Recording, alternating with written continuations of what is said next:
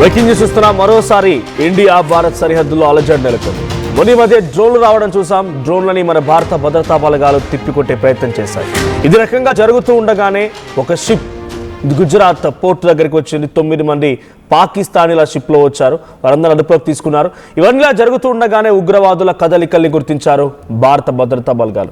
జమ్మూ కాశ్మీర్లో పలువురు ఉగ్రవాదులు ఉన్నారన్నట్టుగా పక్కా సమాచారంతో కిష్త్వార్లో టెర్రరిస్టుల కదలికలు గుర్తించినటువంటి భద్రతా బలగాలు వెంటనే అక్కడికి కూంబింగ్ నిర్వహించాయి. ఈ కూంబింగ్లో ఎదురు కాల్పులు చోటు చేసుకుని అటువైపు నుంచి కూడా చాలా భయంకరంగా కాల్పులు జరిగాయి. ఈ కాల్పుల్లో 8 మంది ఉగ్రవాదుల కాల్పుల్లో 8 మంది భారతీయ జవాన్లకు తీవ్రంగా గాయాలయ్యాయి. వెంటనే ఆ జవాన్ని ఆసుపత్రి తరలించారు. సో టెర్రరిస్టుల కోసం ఇంకా గాలింపు చర్యలు కొనసాగుతున్నాయి. అర్ధరాత్రి నుంచి ఈ కూంబింగ్ కొనసాగుతుంది. 3 టెర్రరిస్టుల కోసం ఈ గాలింపు చర్యలు జరుగుతూ ఉండగా అటువైపు నుంచి కూడా చాలా భయంకరమైనటువంటి కాల్పులు జరగడంతో 8 మంది మన భారతీయ జవాన్లకి చాలా తీవ్రంగా గాయాలయ్యాయి. సో ఇది ఆపరేషన్ త్రషి పేరుతో కిష్త్వార్ జిల్లాలో ఈ కూంబింగ్ జరుగుతోంది. సో దాన్ని చట్రూ బెల్ట్ అంటుంటారంట. స్పెసిఫికల్లీ సొన్నార్ అండ్ సింగ్పురా అనేటువంటి ప్రాంతాలు కిష్త్వార్ జిల్లాలో. సో నిన్న సాయంత్రం సమయాన మొదలైనటువంటి ఈ ఆపరేషన్ కాస్త ఇంకా వేగంగా జరుగుతోంది. సుమారుగా 3 నుంచి 4 టెర్రరిస్టులు ఉన్నారనేటువంటి అనుమానంతో ఈ కూంబింగ్ జరుగుతోంది. సో అటువైపు నుంచి భయంకరంగా కాల్పులు జరుపుతూ ఉన్నారు. దీంతో 8 మంది భారతీయ జవాన్లు కొంత ఇబ్బంది పడ్డారు, గాయాలయ్యే వారందరినీ కూడా ఆసుపత్రి తరలించారు. అయితే ఇక్కడ ఉన్నటువంటి ఈ ఉగ్రవాదులు జైష్ ఈ మహమ్మద్ ఉగ్రవాద సంస్థకు సంబంధించిన ఉగ్రవాదులుగానే భారతీయ భద్రతా దళాలు చెప్తూ ఉన్నాయి. సో గతంలో ఇండియా పాకిస్తాన్ సరిహద్దుల్లో పాక్ ఆక్యుపైడ్ కశ్మీర్ దగ్గర జైష్ ఈ మహమ్మద్ ఉగ్రవాద సంస్థకు సంబంధించినటువంటి మసూద్ అజార్ ఆ చీఫ్ గారు రావడం, కొన్ని రోజుల పాటుగా తిష్ట వేసుకొని కూర్చోవడం, స్లీపర్ సెల్స్ని భారతదేశంలో యాక్టివేట్ చేయడం, ఇలాంటి చర్యలు జరిగాయి. సో దాని పరిణామాల్లోనే కొంత ఆపరేషన్లు చేపట్టి ఎప్పటికప్పుడు ఆపరేషన్ మహాకాల్, ఆపరేషన్ అకాల్, ఆపరేషన్ మహదేవ్, ఆపరేషన్ శివశక్తి ఇవన్నీ కూడా ఆయా ప్రాంతాల్లో అకల్ రీజియన్లో జరిగినటువంటి ఒక ఆపరేషన్ అయితే ఆపరేషన్ మహదేవ్ అనేది ఇంకో రీజియన్లో, పూంచ్ రీజియన్లో, ఇలా ఒక్కో రీజియన్లో ఒక్కో ఆపరేషన్ చేపట్టి ఆ తీవ్రవాదుల్ని తరిమి కొట్టే ప్రయత్నం, అంతమొందించే ప్రయత్నం జరిగింది. సో మొన్న భారతీయ ఆర్మీ చీఫ్ ఉపేంద్ర ద్వివేది కూడా మాట్లాడుతూ భారతదేశంలో ముఖ్యంగా జమ్మూ కాశ్మీర్ సరిహద్దు ప్రాంతాల్లో ఆ ఉగ్రవాదుల సంఖ్య సింగిల్ డిజిట్కి పడిపోయింది, వారందరినీ ఏరి పారేసేటువంటి చర్యలు కొనసాగుతున్నాయని చెప్పినటువంటి ఆ రోజునే సాయంత్రానికల్లా మళ్ళీ డ్రోన్లను పంపించింది పాకిస్తాన్. ఆ డ్రోన్లను కూడా భారత భద్రతా దళాలు తిప్పికొట్టే ప్రయత్నం చేశాయి. ఇప్పుడు కూడా సింగిల్ డిజిట్ కోసమే వేటాడుతున్నారు భారత భద్రతా దళాలు.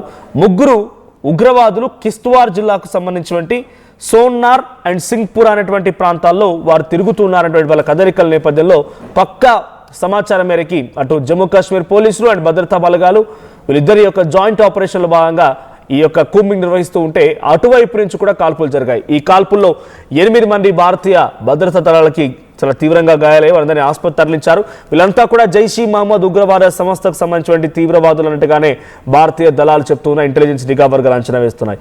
అయితే మొన్నే చూస్తాం మనం second generation of leadership start అయింది.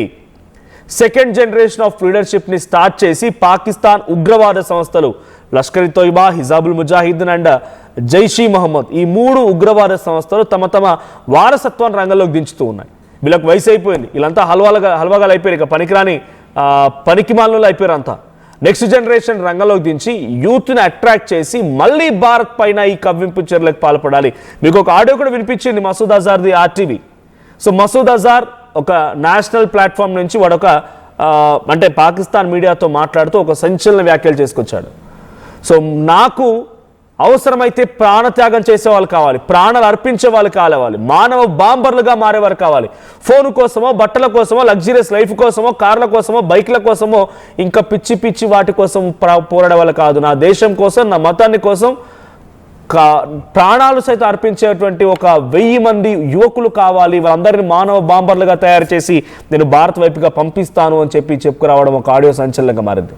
ఇప్పటికే పలు ఉగ్రవాద సంస్థలు వాళ్ళు సిద్ధమైపోయారు. జైష్ ఈ మహమ్మద్, లష్కర్ ఇ తోయిబా, హిజాబుల్ ముజాహిద్దీన్ అంటే ఉగ్రవాద సంస్థలో TR ద రెసిస్టెన్స్ ఫోర్స్ అనేది ఇంకోటి ఉంది.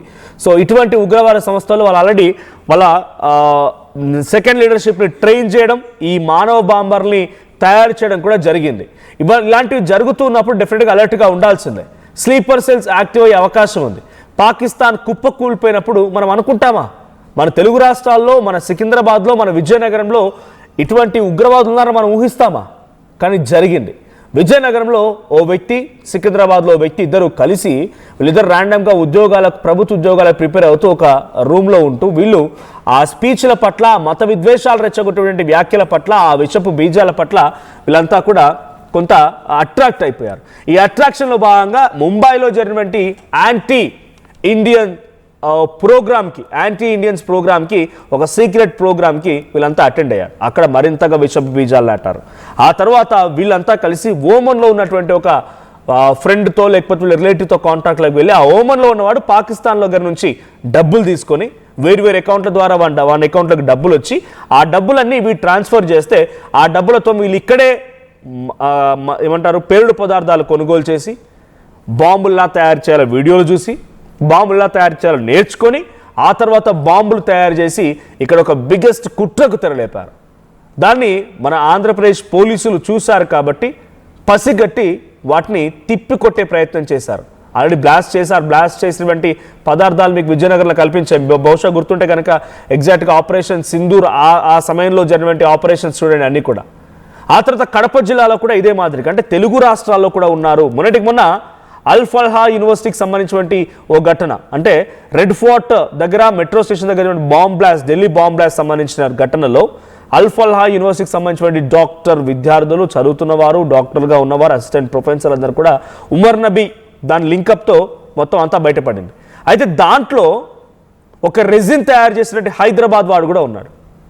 అనుకున్నామా? మొహమ్మద్ నజీర్ వాడి పేరు. సో వాడు కూడా అక్కడ ఒక రెజిన్ లాంటి స్లో పాయిజన్ తయారు చేసి తినే తిండిలో, ఆహారంలో, తర్వాత వాటర్లో మొత్తాన్ని మిక్స్ చేసి దాని ద్వారా ప్రజల్ని మొత్తాన్ని స్లో పాయిజన్ లాగా హతమార్చాలని కుట్రకు తెరలేపాడు. అంటే మన మధ్యలో కూడా ఉన్నారనే విషయాన్ని గుర్తు చేయడం కోసం మాత్రమే ఉదాహరణలు తీసుకుంటున్నాను. సో మన మధ్యలో కూడా ఈ స్లీపర్ సెల్స్ ఉన్నారు. మన మధ్యలో కూడా పాకిస్తాన్కి సహకరించే వాళ్ళు, మత విద్వేషాలు రెచ్చగొట్టేవారు, ఈ రకంగా ఒక మతం పేరుతో మరణకాండం సృష్టించేవారు ఉన్నారు. సో మీ చుట్టూ అటువంటి వాళ్ళు కనుక ఉంటే ఒక్కసారి గమనించండి. వాళ్ళ కదలికల్లో కొంత తేడా అనిపిస్తుంది, వాళ్ళ సోషల్ మీడియా ప్లాట్ఫామ్స్లో తేడా అనిపిస్తూ ఉంటుంది. ఎవరికి ఏం చెప్పకుండా మౌనంగా ఉన్నట్టుగా అమాయకుడా నటించి మిమ్మల్ని మోసగించే అవకాశం ఉంది. సో మీ చుట్టూ కనుక ఇటువంటి వాళ్ళు ఉంటే వెంటనే పోలీసులకు సమాచారం ఇవ్వండి. సో ఈ రోజు జరిగిన ఘటనలో 8 మంది భారతీయ భద్రతా దళాలు చాలా తీవ్రంగా గాయపడ్డాయి. ఇంకా ఈ ఆపరేషన్ కొనసాగుతోంది. ఈ ఆపరేషన్ పేరు త్రషి. కిష్త్వార్ జిల్లా సూన్ ఔర్ అండ్ సింగపూర్ అనేటువంటి ఈ ప్రాంతాల్లో, ఈ ఏరియాస్లో ఈ యొక్క కూంబింగ్ జరుగుతోంది.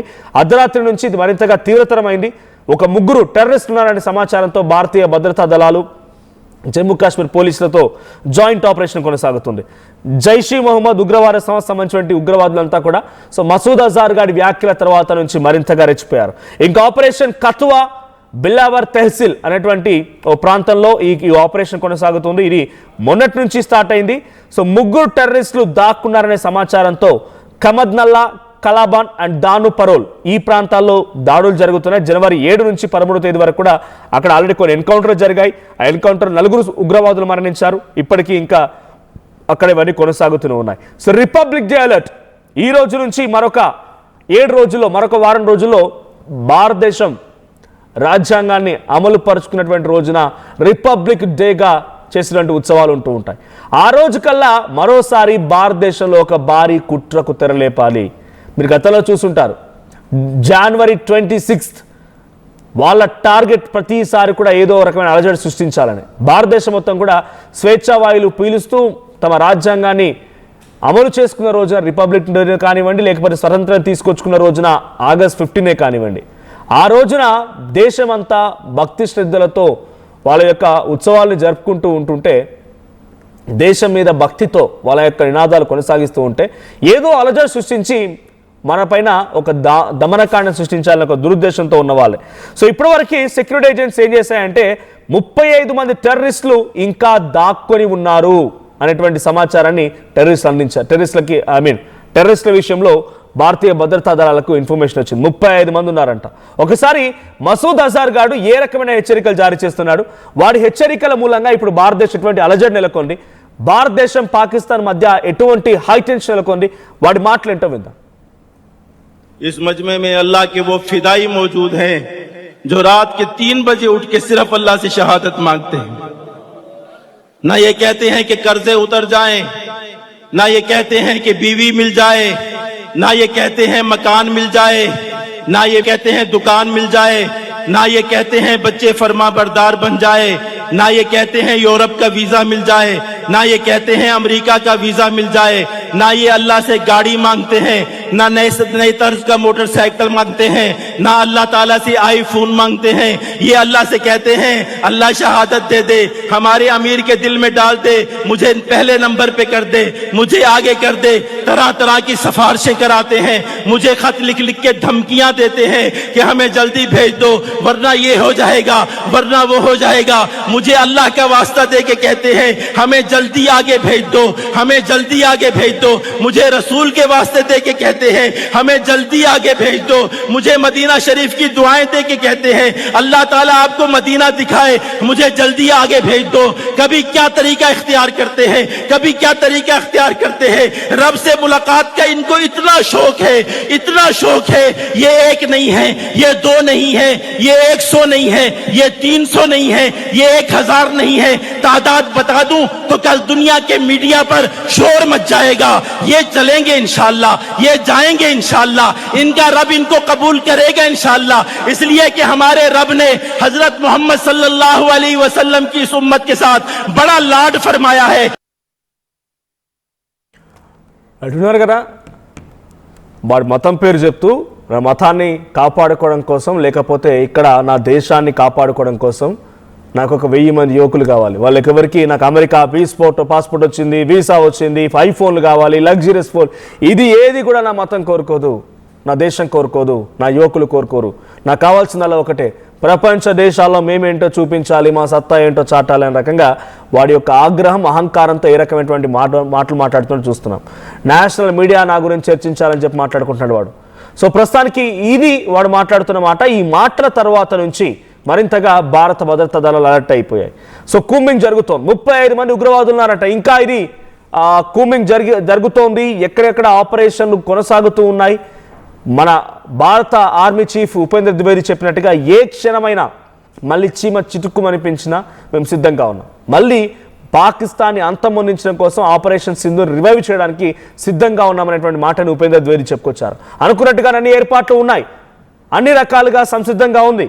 ఈసారి భారత్ కొట్టే దెబ్బకి పాకిస్తాన్ అల్లాడిపోవాల్సిందే, పాకిస్తాన్ తునాతునకలు అయిపోవాల్సిందే. అటువంటి సిచ్యువేషన్ ఉండబోతోంది. కానీ ఆ మేకపోతు గాంభీర్యాన్ని చూపించి పాకిస్తాన్ మళ్ళీ మళ్ళీ మళ్ళీ మళ్ళీ ఏదో రకమైనటువంటి చిన్న అల్లజడు సృష్టించాలనే ప్రయత్నమే కొనసాగిస్తోంది. ఆపరేషన్ తిర్షా ఇప్పుడు కొనసాగుతున్న నేపథ్యంలో 4 ఉగ్రవాదులు ఏర్పారేసే క్రమంలో రాత్రి నుంచి కూంబింగ్ కొనసాగుతోంది. ఇక్కడ ఇంకొక డిఫికల్ట్ సిచ్యువేషన్ ఏంటంటే వాళ్ళు ఉంది జమ్మూ కాశ్మీర్లో. వాళ్ళు ఏం చేస్తారంటే సామాన్య ప్రజల ప్రాణాలు పోయినా ఏం కాదన్నట్టుగా వాళ్ళ వెపన్స్ ఉపయోగిస్తారు, లేకపోతే రకరకాల బాంబులను ఉపయోగిస్తారు. వాళ్ళకి ఏం లెక్క కాదు.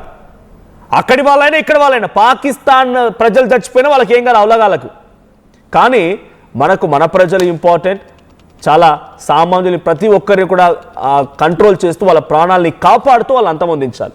అందుకే ఈ కూంబింగ్లో చాలాసార్లు కూడా మన వాళ్ళు గాయపడుతుంటారు. లేకపోతే వాళ్ళ దగ్గర ఉన్న టెక్నాలజీ ఎంత, వాళ్ళ బతికెంత. మనం నిజంగానే కొట్టాలి అనుకుంటే పాయింట్ బ్లాంక్లో పెట్టి కొట్టాల్సిందే. లేదనంటే మధ్యలో ఎవరికైనా మిస్ మ్యాచ్ అయినా కూడా సామాన్య ప్రజలు ప్రాణాలు కోల్పోతారు. అందుకే చాలా వరకు ఆచితూచి వివరిస్తూ ఉంటుంది భారత ప్రభుత్వం, భారత ఆర్మీ కూడా. సో అందుకే నిన్న కూంబింగ్లో 8 మంది భారతీయ భద్రతా దళాలకు సంబంధించినటువంటి జవాన్లు గాయపడి వారందరూ కూడా ఆసుపత్రి పాలయ్యారు. ఈ కూంబింగ్ ఇంకా కొనసాగుతుంది. ఏ క్షణమైనా మళ్ళీ ఆ 4 ఉగ్రవాదులు కూడా అంతమొందించే అవకాశం ఉంది. ఇంకా ఈ సంఖ్య పెరగొచ్చు. ఎప్పుడైతే భారత ఆర్మీ చాలా అద్భుతమైనటువంటి ప్రదర్శన చూపించి వాయుసేన, భారత ఆర్మీ అండ్ నావీ 3 కూడా ఆపరేషన్ సింధూర్ పేరుతో పాకిస్తాన్ని ముక్కలు చేశాయో అప్పటి నుంచి ఈ స్లీపర్ సెల్స్ యాక్టివ్ అవ్వడం మొదలు పెడుతూ ఉన్నారు. ఏదో రూపకంలో అటు నార్త్ ఇండియాలో, జమ్మూ కాశ్మీర్లో కాదు, సౌత్ ఇండియా, మన భారతదేశం లోని పలు రాష్ట్రాలైనటువంటి గుజరాత్లో ఎక్కడికక్కడ స్లీపర్ సెల్స్ యాక్టివ్ అవడాలు, వారందరూ కూడా ఏదో రకమైన అలజడి సృష్టించడానికి ప్రయత్నం చేస్తూ ఉన్నారు. తెలంగాణలో, ఆంధ్రప్రదేశ్లో కూడా ఉన్నారంటే వాళ్ళు ఎంతటి ఎక్స్ట్రీమ్ అయిపోయి అర్థమవుతోంది. సో దయచేసి ఆ స్లీపర్ సెల్స్ని గమనించండి, ఒక కంట కనిపెట్టండి, పోలీసులకు సమాచారం ఇవ్వండి. లేదంటే ఇటువంటి పర్యావసాలు ఇంకా జరిగే అవకాశం ఉంది. మిమ్మల్ని జాగ్రత్తగా ఉండమని చెప్తున్నాను అంతే. హెచ్చరించడం నా ఉద్దేశంలో జాగ్రత్తగా ఉండమని మాత్రమే చెప్తున్నాను. ఇప్పుడు ఏదో జరిగి